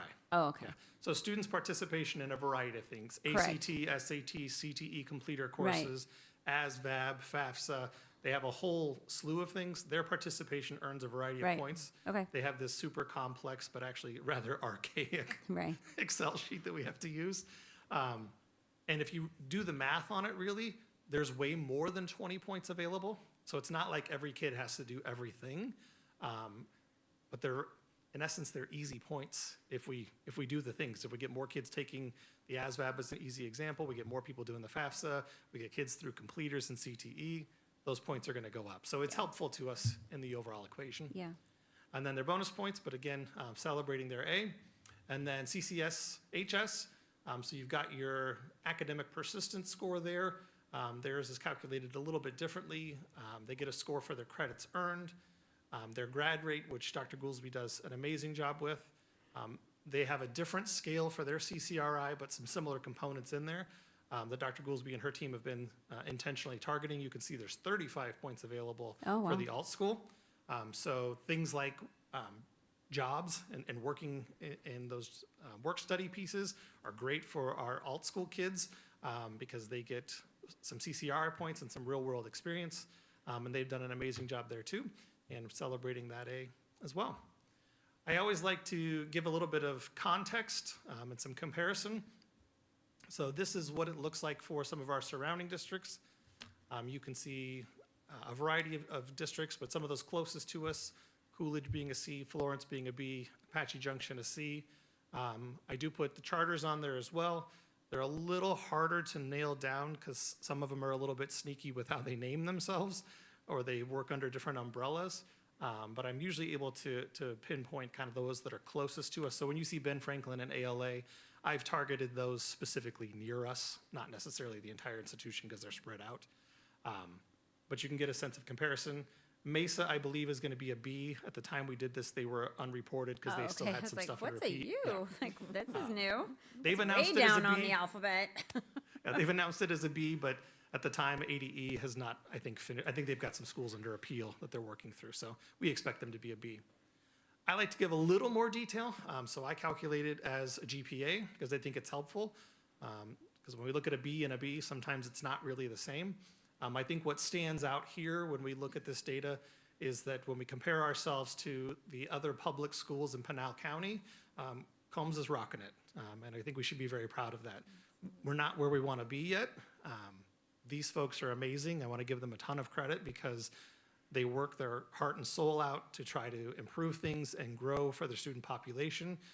Our principals, our teacher leaders, our instructional coaches, the teaching and learning team, this is the stuff we live and breathe. We laugh together, we cry together, sometimes we get mad together, but we keep pushing to do better for kids. And so I think we're really starting to get there. A couple of areas to note. You'll see Legacy QC and Legacy Santan and Ben Franklin. I mean, I always give the full story. Those were all Bs last year, so they have improved for some of our surrounding charter schools. So that's worthy of noting. We have historically been very competitive with Happy Valley, which is right adjacent to us, and still I would say we're outperforming them. It was a rough year at Apache Junction. You can see that there. So again, for a traditional school district in Pinal County, I think we're doing really, really well. I have that asterisk on there because if the appeal were successful for Ranch, that would be a 3.25 is what the math would work out to be. So, we're getting pretty competitive with some of our neighboring districts. I'd like to see us above a 3.5, but we're getting there. To give some historical context, this is what it's looked like over time. So if you go back to 2018, our GPA would have been a 2.14. 2021, you can see grayed out there. That's the lovely COVID year where there was nothing. And then in the last 4 years, we've gotten to a 2.57, 2.71, 2.88, and then that, we'll call it 3.13 to 3.25, depending on how that math ultimately works out. So I'm proud of the work that our sites have done to really continue to grow year after year. Where we're headed next, so we always do a comprehensive review of the data. Some of the stuff that I've already shared with you are the elements that we look at targeting. Where are we doing things well? Where do we need to continue to grow? The PLC focus is a huge piece for us in helping our teachers with a higher level of intentionality in their instruction. Understanding the standards better is huge. Additional supports for subgroups. I did not put that on the slide presentation tonight, but we did have 4 schools that were under comprehensive support for our subgroup data, specifically our students with disability. That started about 4 years ago that we were put in comprehensive support. As of this year, 2 of those 4 are exiting, so they've made enough growth to exit. And when I say enough growth, I want to quantify that to say that we were sitting in the 8 to 10% range for our students with disabilities in terms of their passage rate comparatively. The sites that are exiting are now 25 to 35%. Again, we're not satisfied there, but we've made 2 and 3 times the growth in the last 4 years, so we're really proud of that. The other 2 sites who are still in comprehensive support, one of them is the middle school. Their data is super steady. They've been sitting kind of at the same number for a while. And the other one being Ellsworth is inching closer and closer. There's a good chance in the next year or 2 that they'll be in that same boat where they'll be able to exit.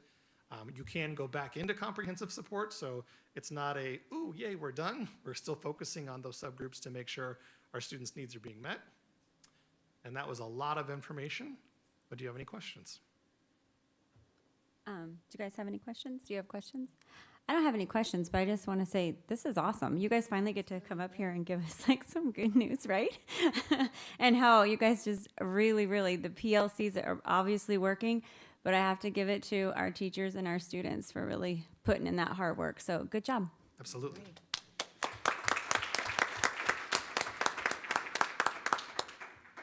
Okay, all right, so now I don't know how to get back to this.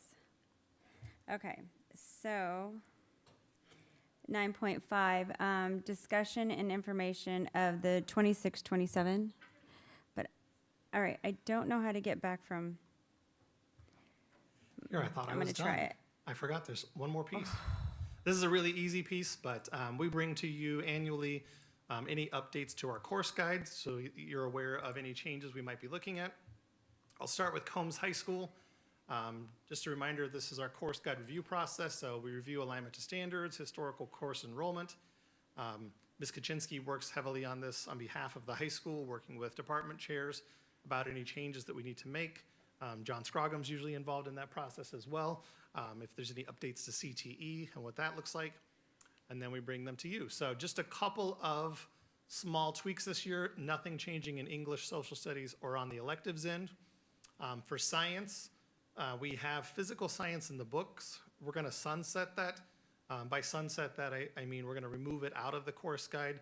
We would leave it as an approved course from the board, but currently the way that we're structuring the course sequence, it doesn't fit into that.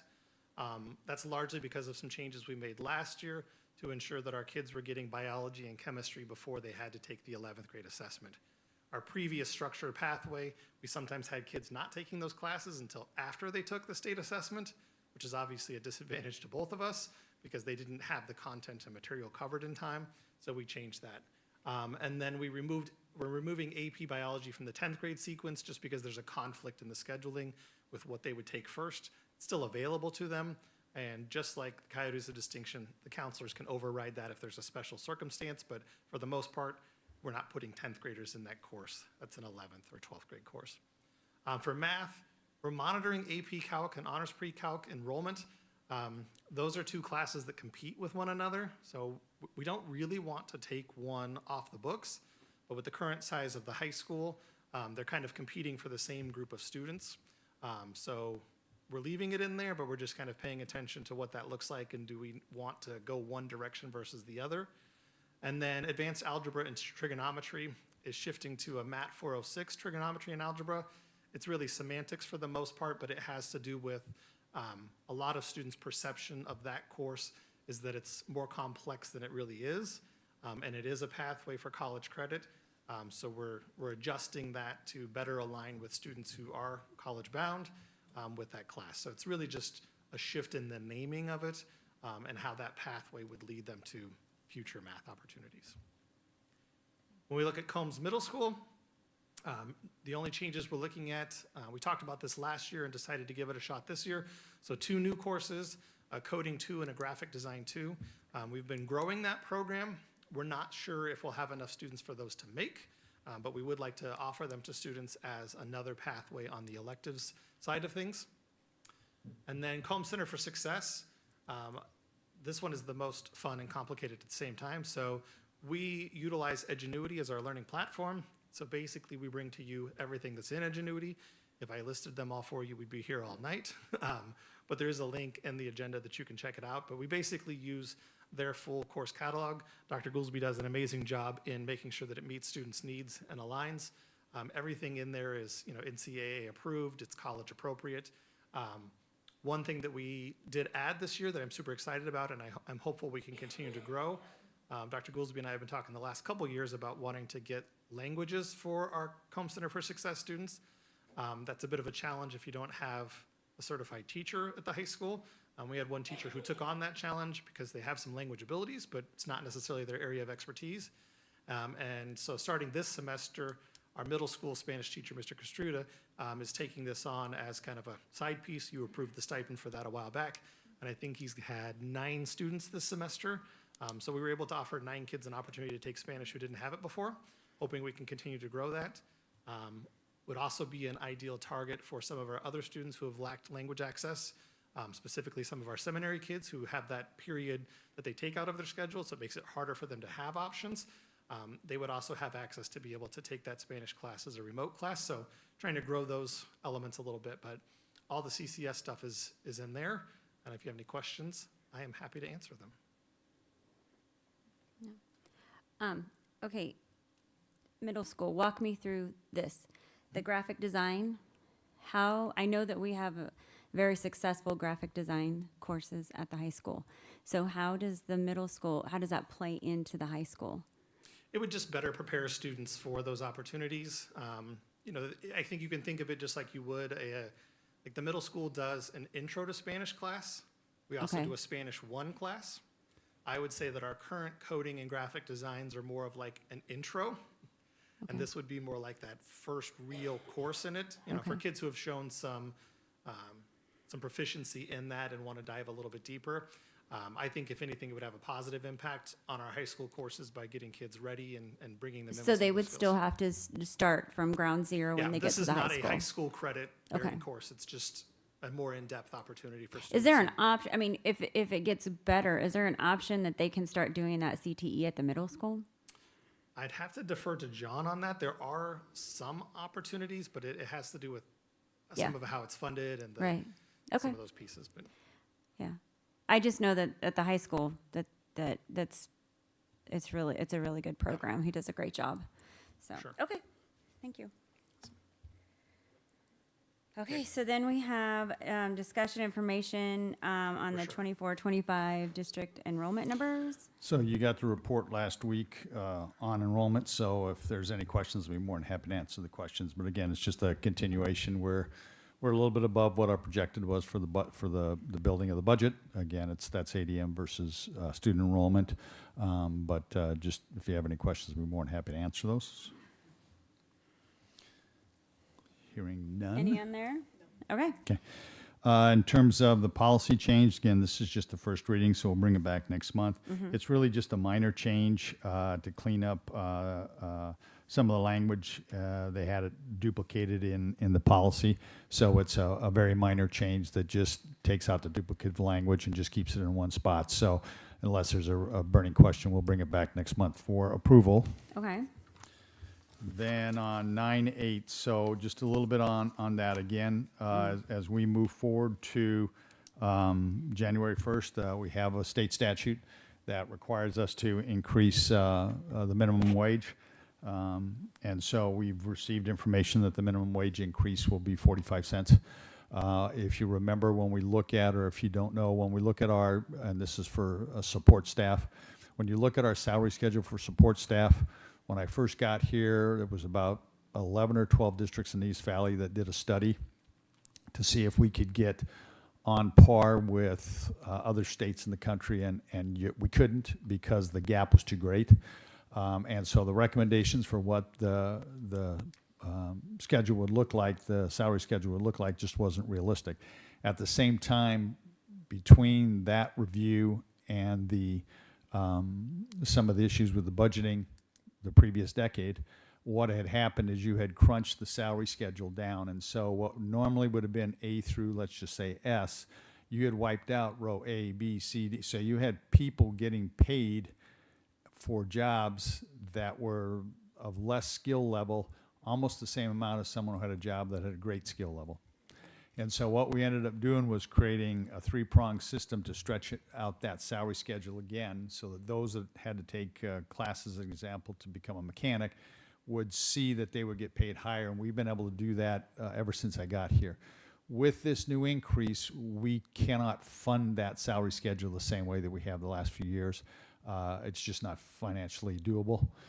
So what we're going to recommend in December is to come back and we take it to the board in December, because the way this pay cycle works in Pinal County, we have to have it approved at December, because it actually starts for us the last week of December, because we'd run a Thursday to Wednesday pay cycle in Pinal County, and you can't set up two systems to pay people two different amounts. So we actually have to pay them the beginning of, or in the last couple days in December. But we will do 45 cents for everybody. Obviously, if you're on the bottom of the salary schedule, meaning brand new, you're going to get percentage-wise a slight increase versus if you're on the far end. It is going to compress the salary schedule a little bit, but the cost associated with it, we're looking at approximately for the rest of the year $71,000.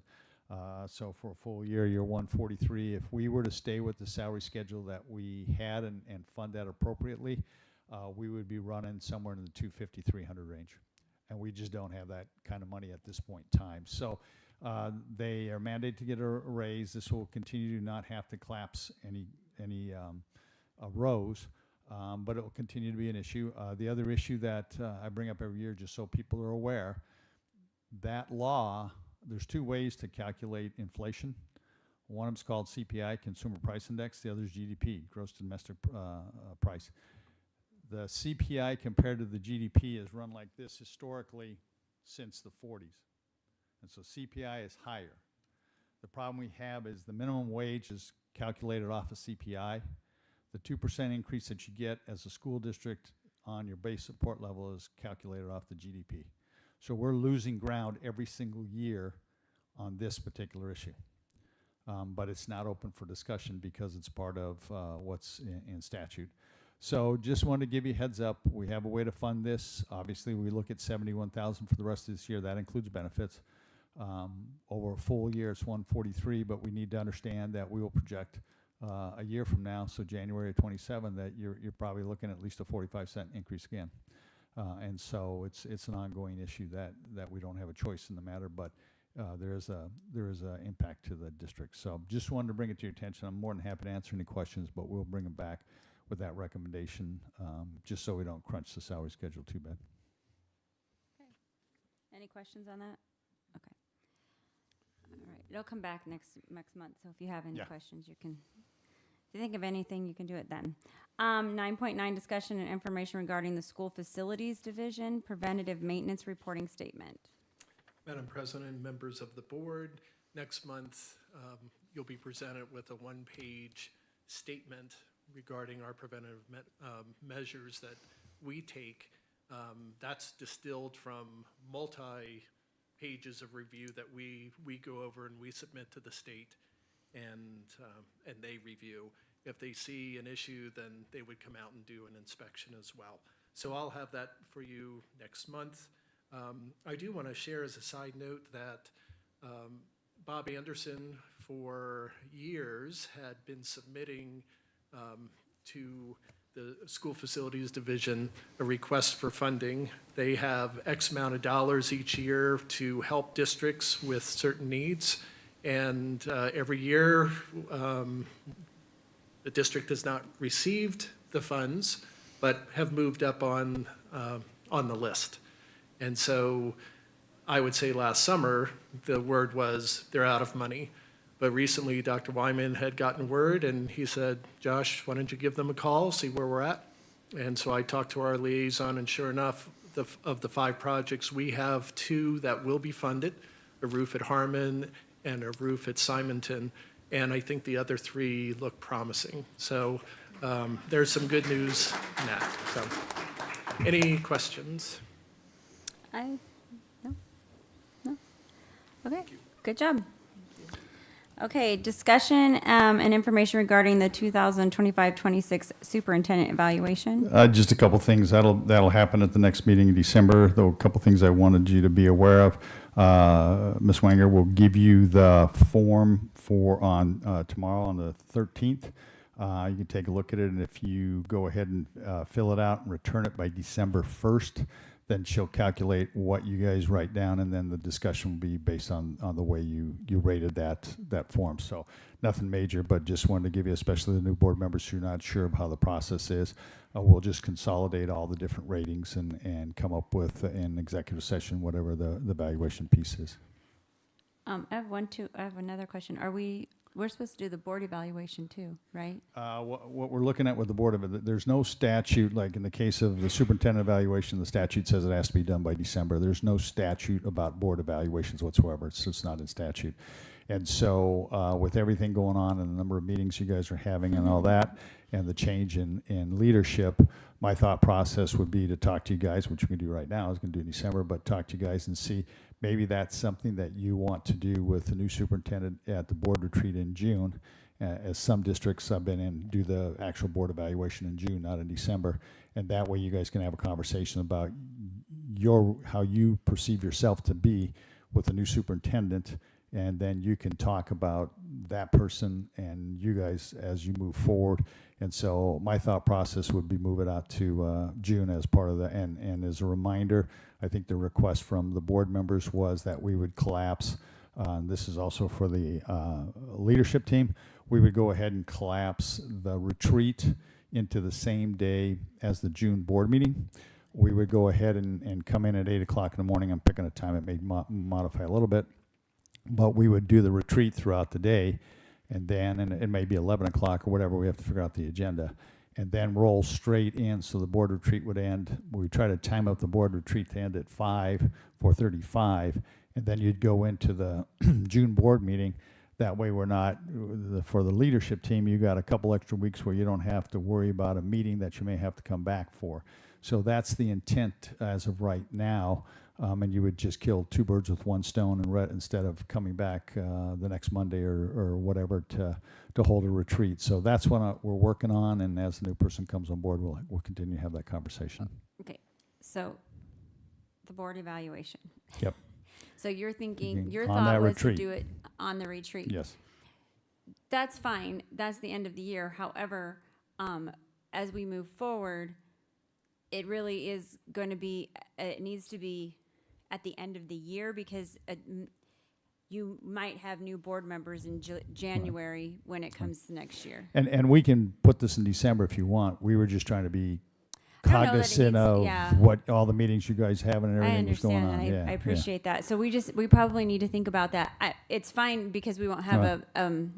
any new board members Right. come this next time, but then Yeah. it would be like, we'll have a Yeah. 6-month then, and it'll be another Yeah. board. Yeah, board we can- but it we- needs to be done at the end of December, but I get what Yeah, you're saying, yeah. and I We can appreciate work on that. We Yeah. can work on that. Okay. Yep. And then last thing I have is discussion information regarding the capital bond election results. Just a couple things. We'll go into much greater detail. But we did fail the bond. I have not seen the canvas results as we talked with leadership this morning. Going into the initial drop on the 4th, we were down 419, 420 votes. With the drop on Wednesday, we actually were down 500 votes. What I can tell you is the numbers that were presented, they may have changed a little bit, but not significantly. Basically 75% of all the voters were 50 plus. So whatever you do in the future, you have to lessen until the growth of the community is such and the number of people's kids that are going to our schools increase. That will still be what you have to overcome no matter what you do, because you had, like I said, 75% of that vote in there. We thought we got in and talked with some of those communities, but again, what you do and the conversations you have make a difference. Don't necessarily make a difference when you get into the voting. So where do we go from here? And that's really more the point of that issue. What we've done is we've run some initial projections. And again, these are very, very initial projections. But if you go ahead and say, we know that schools have to receive legally the lesser of 2% or inflation. Well, inflation is going to be greater than 2%.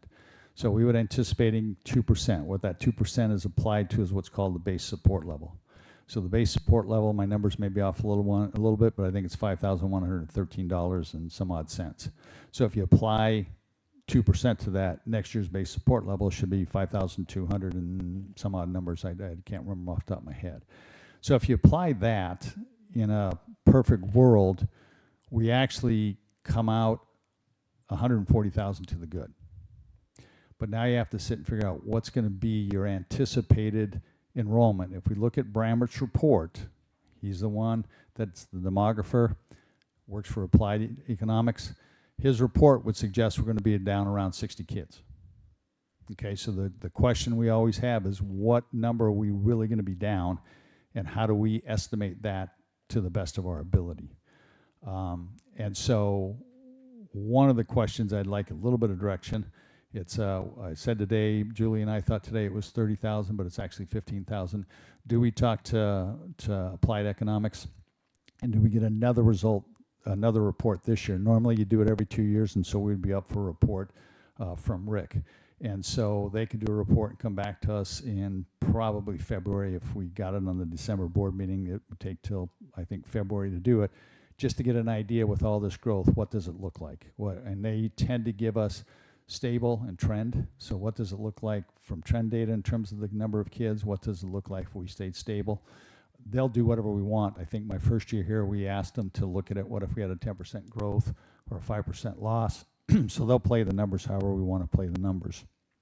But that will give us maybe a little bit better, not only for this upcoming year, for the next year. But if you count for a 60 kid loss, okay, and then you start to say, well, are we going to give a raise or not? So in best case, worst case scenario, however you want to look at it, a raise is going to cost us approximately $500,000. Based on a meeting we had today with Kairos, we don't know what the insurance increase is going to be, but based on some statistics and our cases that we're dealing with, I think it's conservatively enough to say we think it could be as much as 12%. So if you plug everything in and you say we're going to give a raise and we're going to pick up all the insurance costs, and we may have to look at, Dr. Fountain made a presentation on curriculum. Do we do curriculum? What do we do with curriculum? How expensive is curriculum? What's the final pricing? You're probably looking at a cut that we're going to have to make of somewhere between $1 million and $2 million. For perspective, that means we're running in the neighborhood of 25% cut in the last 3 years. That's significant. So what we will do, and you'll note that it is November and we're already having conversations with the leadership team. And so how we move forward with what we're going to do and how we're going to do it, nothing's off the table. Everything's on the table. There are laws related to some of the ideas that may be on the table. You'll be getting more information over the next couple months. But I do want you to understand that it is significant in nature of what we have to do with the cuts.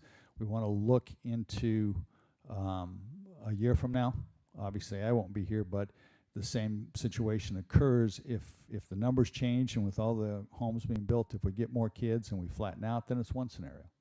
If you don't get those kids and you still see a loss, then it's a different scenario.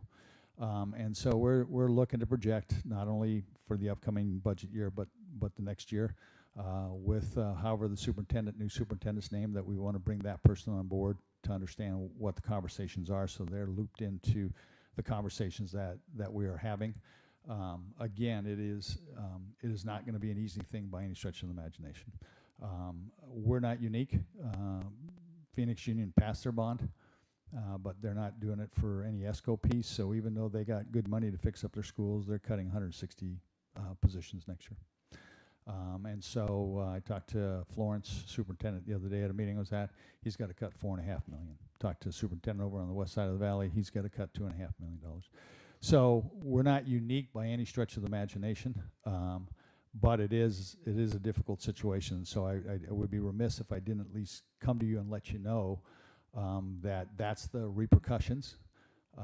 And so we will roll up our sleeves and we will come up with a solution, because the law says we have to have a balanced budget. So we will have a balanced budget by the end of the spring, but just know there will be some very, very difficult decisions that have to be made. And we'll be informing you and informing staff all along the way what that means. I don't think anybody has to panic just yet about what does it, I lose my job. Let's give us a little bit of time to take a look. We'll communicate and we'll let people know what's going on.